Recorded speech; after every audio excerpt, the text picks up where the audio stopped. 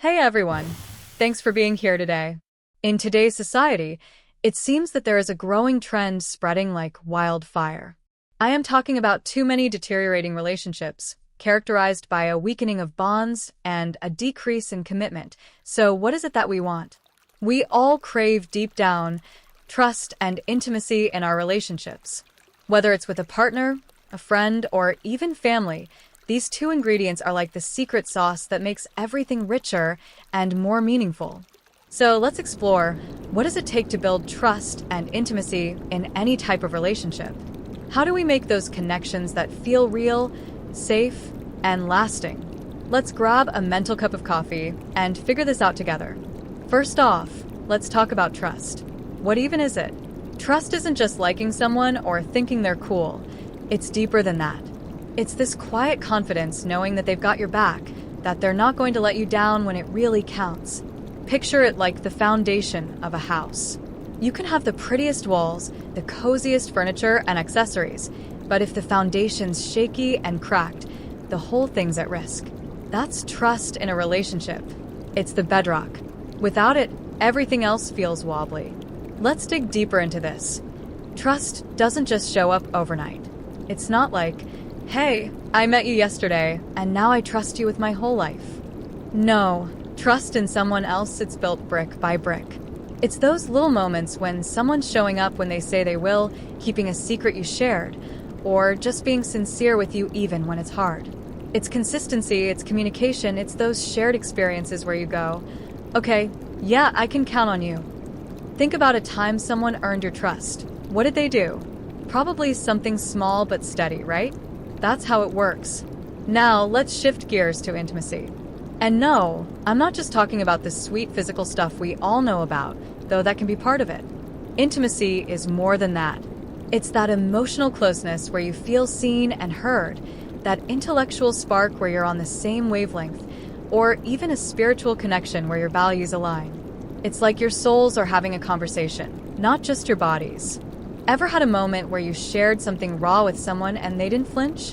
Where with one simple look they said, I understand, without saying a word. That's intimacy. Well, to get there, you've got to create a safe space. Imagine trying to open up when you're worried about being judged or laughed at. It's impossible.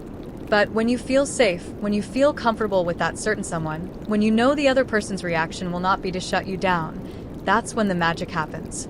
And the key is vulnerability. I know, it can feel and sound scary, but being vulnerable feels like handing someone a map to all your weak spots, and here's the twist. When you're open about your fears, your dreams, your quirks, it invites the other person to do the same. Suddenly, you're not just two people hanging out. Now you're connected. So, how do we make this happen in a day-to-day basis? With communication. It's the glue that holds trust and intimacy together. But not just any communication, effective communication. Step 1, active listening. I'm sure you've probably heard this before, but it works. It's not just agreeing while you're figuring out what to say next. It's really paying attention and hearing them. Like, put your phone down, look them in the eyes, and let them know you get it. It's saying, wow, that sounds tough. I can see why you'd feel that way. It's simple, but it's huge. Then there's the flip side. Being open and honest yourself. If something's bugging you, say it, gently, in a clear voice, but say it. Bottling stuff up is like shaking a soda can.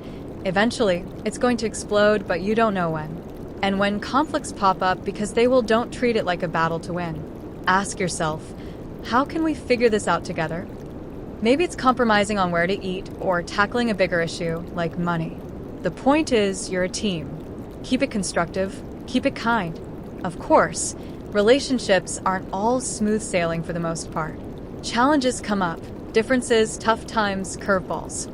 And that's to be expected. Here's a little secret. Those differences between you and your partner, they're not obstacles, they're strengths. Maybe you're a planner and they're spontaneous.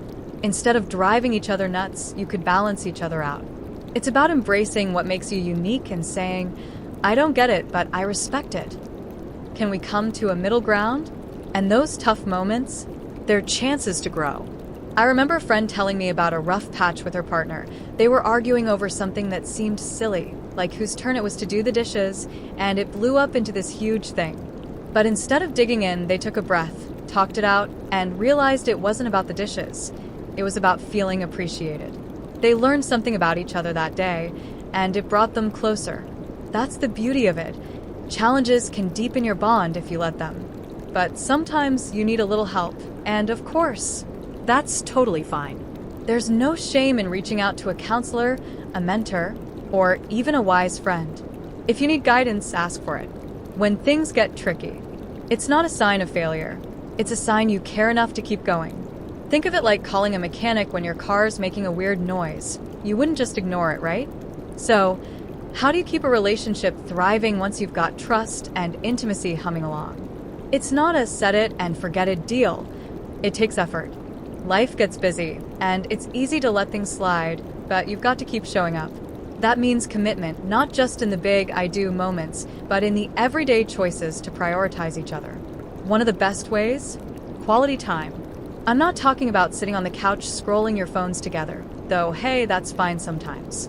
I mean real, intentional time. Maybe it's gardening together, going for a walk, exercising together, or picking up a hobby you both love. It's those moments where you're present, laughing, sharing, that keep the spark alive. A buddy of mine and his wife started doing No Tech Tuesdays. No screens, just them. They said it felt awkward at first, but what do you know? It's their favorite night of the week. And don't sleep on celebrating the wins, big or small. Did they deliver a stellar presentation at work? Cheer them on.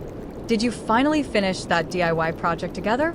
Pop some sparkling cider and toast to it. Marking those milestones keeps you connected and reminds you why you're in this together. It's like little deposits in your relationship bank account. Over time, they add up. So, wrapping this up, what's the secret recipe for trust and intimacy? It's a mix of consistency, vulnerability, good communication, and a willingness to grow together. It's not always easy, believes me, I know, but man, is it worth it? Think about the relationships in your life that light you up. What makes them special? I'd bet it's some combo of these things. And the awesome part? You can start building that today, right now, with one small, real moment. So go for it. Be the one who listens, who shows up, who says, hey, I'm in this with you. We're in this together. Because that's where the good stuff lives. Thanks for hanging out with me today, and I hope this sparks something for you. If you found this helpful, feel free to share it with someone who might benefit from it.